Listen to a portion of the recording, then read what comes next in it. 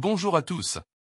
Aujourd'hui, nous allons analyser les performances des joueurs de l'équipe de France lors du match contre la Belgique à l'Euro 2024. Nous passerons en revue les notes de chaque joueur et déterminerons les tops et les flops de cette rencontre. N'oubliez pas de mettre j'aime et de partager cette vidéo, de vous abonner à notre chaîne et surtout d'activer l'alerte pour recevoir nos prochaines vidéos.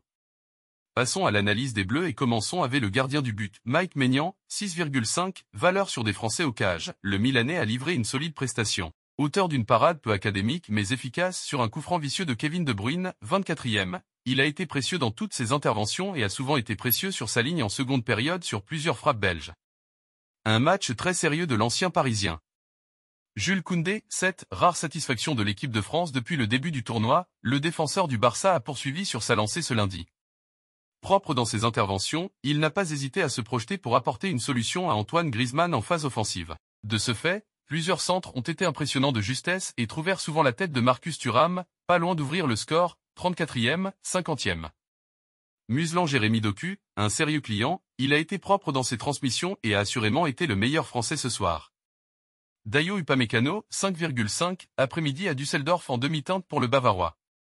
Dépassé en permanence par Loïs Openda lors du premier acte, il n'a vraiment pas été rassurant dans ses duels avec l'attaquant du RB Leipzig. Mieux par la suite, il a souvent été le pompier de service dans la défense française et a colmaté plusieurs brèches. En fin de rencontre, ses dégagements ont été une véritable bouffée d'air pour la France. William Saliba, 6,5, après avoir gagné sa place depuis le début du tournoi, le taulier d'Arsenal confirme et s'avère de plus en plus solide au gré des rencontres. Souvent envoyé au duel avec Romelu Lukaku, le Gunner a pris l'ascendant dans la plupart de ses duels avec le robuste attaquant. Sa frappe dangereuse à la 74e minute aurait pu permettre à la France de prendre un avantage tardif. Vraiment très intéressant ce soir, il s'est affirmé comme le taulier défensif de la France pour le reste du tournoi et à l'avenir. Théo Hernandez, 5,5, visiblement, le soleil lui a tapé sur la tête en première période. Méconnaissable sur son flanc gauche, il n'a jamais été dangereux offensivement lors du premier acte. Assez impliqué en seconde période, il a été l'auteur d'un énorme retour sur Carrasco à l'heure de jeu, 60e. Bien plus incisif, il a été important défensivement et a semblé plus inspiré dans ses intentions. Rassurant vu l'importance du joueur dans le système des champs. N'Golo Kanté, 5,5, meilleur joueur des Bleus depuis le début du tournoi, le milieu d'Al Ittihad a été moins tranchant en première période. Semblant plus emprunté physiquement, l'ancien de Chelsea n'a pas pris de risque balle au pied et est apparu éteint pendant la majorité de la rencontre. Retrouvant du peps en seconde période, il a gratté certains ballons et a délégué les tâches offensives à ses coéquipiers. Passeur décisif sur le but de Randal Kolo Muani, mais ce n'était pas la passe du siècle non plus. Aurélien Tchouaméni, 6,5, en première période, il a été l'arbre qui cachait la forêt. Ne perdant presque aucun ballon, il a été à l'origine des plus belles occasions de la France durant le premier acte. Physiquement, il est celui qui a été souverain dans l'entrejeu des Bleus en répondant à l'intensité physique des Diables Rouges. Pour autant, ses nombreuses frappes lointaines n'ont pas été cadrées alors qu'il aurait dû faire bien mieux sur plusieurs de ces dernières.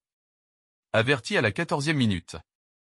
Adrien Rabiot, 4, techniquement, il a trop souvent paru en manque d'inspiration ce soir. Insipide dans ses prises de balles, surtout en première période, il a été bien plus intéressant au retour des vestiaires avec un rôle qui correspond plus à ses qualités.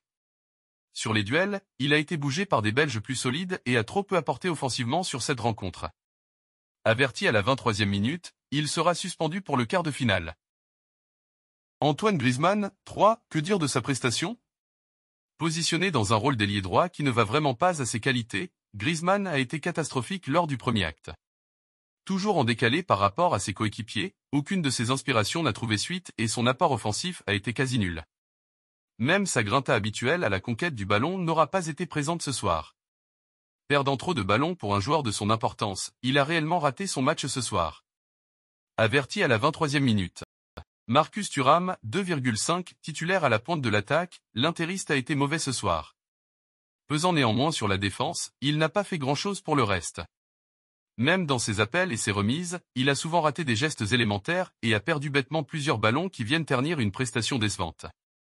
Sa tête aurait mérité un meilleur sort, 34e, mais ne suffit pas à sauver son match raté et qui risque sûrement de lui coûter sa place pour le reste du tournoi. Remplacé à la 62e minute par Randal Kolo Muani, qui a fait basculer la rencontre avec une envie pleine d'entrée. Un message a certainement été envoyé à Didier Deschamps. Kylian Mbappé, 3,5, l'homme masqué était incognito ce soir. Trop peu impactant pour un joueur de sa trempe, il n'a pas existé en première période. Cherchant certaines combinaisons avec ses coéquipiers, il a été dans le mauvais ton à plusieurs reprises et la plupart de ses dribbles tentés ont été facilement interceptés. Pour autant, on sentait qu'il pouvait faire la différence par moment, mais le néo-madrilène a été très bien muselé par la défense belge. Pour autant, ses 14 ballons perdus démontrent un match pauvre où aucun de ses tirs n'a été cadré et où il a trop peu apporté le danger sur Koen Castille. Maintenant nous allons parler des tops et les flops. De ce match, nous commençons par les tops. Jules Koundé. Avec une note de 7, Koundé a été le meilleur joueur français sur le terrain. Sa solidité défensive et ses montées offensives ont été cruciales pour maintenir l'équilibre de l'équipe. Son positionnement intelligent et ses interventions propres font de lui un titulaire indiscutable pour le prochain match. William Saliba. Saliba a également brillé avec une note de 6,5. Sa capacité à dominer les duels contre Lukaku et sa solidité globale en défense en font un élément clé pour les futures rencontres. Sa performance assure sa place en tant que titulaire. Alors que les flops sont Antoine Griezmann. Avec une note de 3, Griezmann n'a pas réussi à trouver sa place dans le rôle d'ailier droit. Son manque d'impact offensif et ses nombreuses pertes de balles soulèvent des questions sur son positionnement futur. Didier Deschamps devra réfléchir à une alternative pour maximiser le potentiel offensif de l'équipe. Marcus Thuram, noté 2,5, Thuram a été inefficace en pointe de l'attaque. Ses erreurs techniques et son manque de présence devant le but suggèrent qu'il pourrait perdre sa place de titulaire au profit de Randal Kolo Muani, qui a montré plus de dynamisme en fin de match. Merci d'avoir regardé cette analyse des notes des joueurs de l'équipe de France. N'oubliez pas de mettre j'aime, de partager cette vidéo, de vous abonner à notre chaîne et surtout d'activer l'alerte pour recevoir nos prochaines vidéos. À très bientôt.